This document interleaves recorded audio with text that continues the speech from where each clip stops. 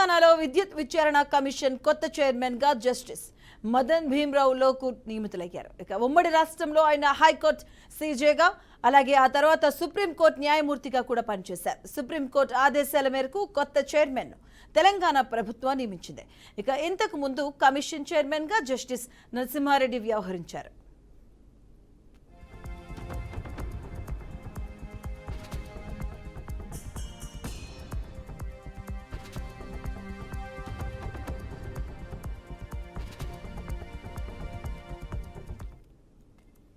ఛత్తీస్గఢ్ నుంచి విద్యుత్ కొనుగోలుకు Yadadri Bhadradri sub critical thermal విద్యుత్ కేంద్రాల ఏర్పాటుకు తెలంగాణలో గత ప్రభుత్వం తీసుకున్న నిర్ణయాలపై విచారణ చేయడానికి రేవంత్ రెడ్డి ప్రభుత్వం విచారణ కమిషన్ను ఏర్పాటు చేసింది. ఇక చైర్మన్ గా జస్టిస్ ఎల్ నరసింహారెడ్డిని నియమించారు.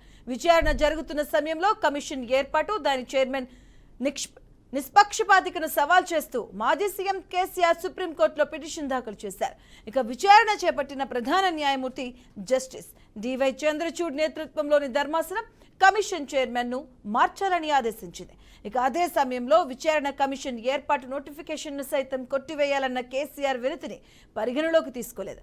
ఇక ఈ పరిణామాల నేపథ్యంలో కమిషన్ చైర్మన్ పదవి నుంచి వైదొలుగుతున్నట్లు జస్టిస్ ఎల్ నరసింహారెడ్డిని తన రాజీనామా లేఖను న్యాయవాది ద్వారా సుప్రీంకోర్టుకు సమర్పించారు.